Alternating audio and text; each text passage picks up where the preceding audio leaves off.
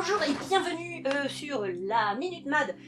Je suis votre libraire à domicile et si vous voyez un peu le bazar que j'ai là parce que je viens de faire plein de vidéos sur les livres que j'ai lus depuis le mois de septembre ou de septembre, je sais plus, bref. Nous sommes en janvier, le 4 janvier, et je vais vous présenter un livre qui n'est pas encore sorti au moment où je tourne cette vidéo. Et il est censé sortir le 4 février, c'est le prochain Michel Bussy aux éditions Presse de la Cité qui s'appelle Rien ne t'efface. Rien ne t'efface, ça doit vous rappeler une chanson de Jean-Jacques Goldman. Normalement, c'est vrai que Michel Bussy souvent utilise des morceaux de chansons ou des titres de chansons plus ou moins connus. Pour ces titres. Rien ne t'efface commence en 2010, en juin 2010. Et nous avons, alors, c'est Madi Libéry qui est médecin généraliste, je crois, à Saint-Jean-de-Luz. Et elle a un petit garçon qui va avoir 10 ans ce jour-là. Et comme à leur habitude, tous les matins, ils vont faire un tour sur la plage. Tous les matins, c'est un petit rituel. Bon, ce jour-là, la mère est un peu agitée et tout, donc elle dit à son petit garçon Esteban de ne pas aller se baigner. Donc voilà, comme tous les matins, il va chercher le pain, voilà, elle rentre dans sa douche, machin. Le souci, c'est que cette fois-ci, Esteban ne rentre pas. Et c'est pas dans ses habitudes. Surtout le jour de son anniversaire où il était super pressé d'avoir son cadeau. Donc Madi s'inquiète. Je regarde si j'ai mis mon micro. Madi s'inquiète, elle prévient la police, tout ça, les recherches. Et voilà. On n'en sait pas plus pour l'instant. On retrouve Madi 10 ans plus tard, donc en 2020, pour l'anniversaire entre guillemets d'Esteban. Il aurait eu 20 ans s'il était toujours vivant, si elle l'avait retrouvé, etc. Et elle, entre-temps, elle a déménagé à Étretat. Et là, elle revient une sorte de pèlerinage à Saint-Jean-de-Luz sur la même plage. Et il se trouve que elle voit le sosie absolu de son petit Esteban, qui devrait avoir 20 ans, mais là, elle retrouve un petit garçon qui a une dizaine d'années. C'est très étrange, je l'avoue. Et là, Madi devient obsédée par ça. Et elle va faire des recherches sur ce petit garçon, elle va trouver son nom, elle va trouver où il habite parce qu'il est en vacances là. Et elle va décider de déménager pour être au plus près de ce petit garçon qui s'appelle Tom, qui va avoir 10 ans. Et elle va se mettre en tête de le protéger. Elle pense que Tom est la réincarnation d'Esteban.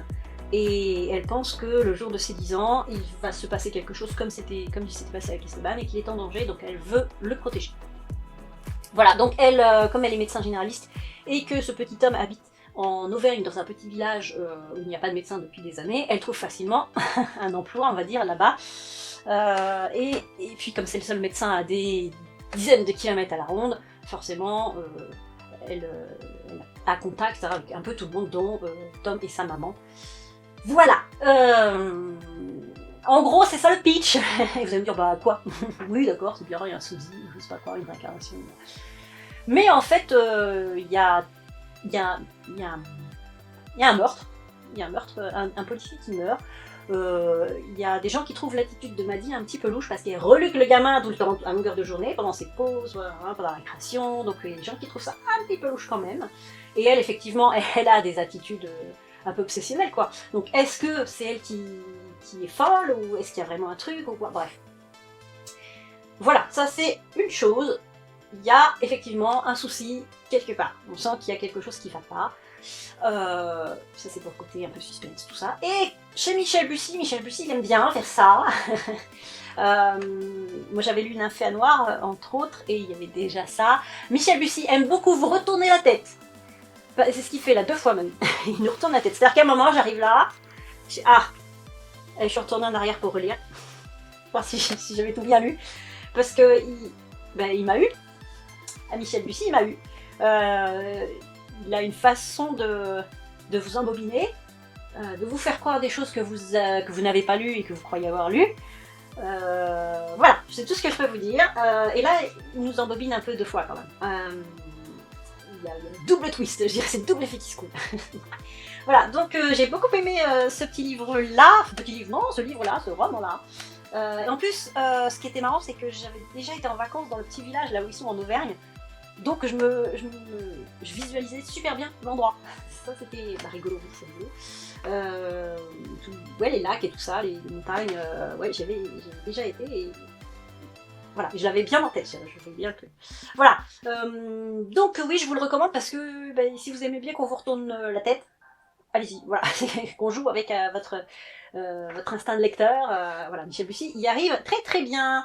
Voilà, je pense, je sais pas, vous avez peut-être déjà lu du Michel Bussy, oui, vous connaissez. Dites-moi ce que vous avez lu de Michel Bussy, quel est votre préféré de Michel Bussy. J'avais lu aussi Sans famille, j'avais bien aimé Sans famille, qui était un peu dans un autre style. Sans famille, c'était un peu un style Club des 5, je vous mettrai des images. Voilà, dites-moi tout en commentaire, abonnez-vous, mettez un pouce et partagez la vidéo. Et sur ce, bonne lecture.